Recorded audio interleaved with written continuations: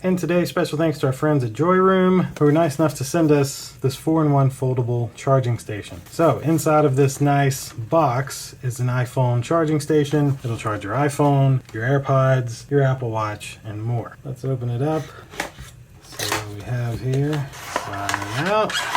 That's it for the box. So we have a little user's manual, kind of telling you all about the device and how everything works. Then we have, oh, there's the, look at that, it uses USB-C. This is the adapter for the Apple Watch. And then this is, oh nice, a power brick. Joyroom labeled USB-C power brick, very nice. Yeah, this is a 20-watt power brick. Love that look, nice. Then the main charger, and that's it for that. This is an included USB-C to USB-C cable to plug this into this, etc. So here's the charger itself. Wow, very nice. Here's how this charger works. You can open this part up right here. You can connect all of your different Lightning devices. So you see back here, this is for AirPods. So you'll be able to take your AirPods and just put them right on there, bada bing.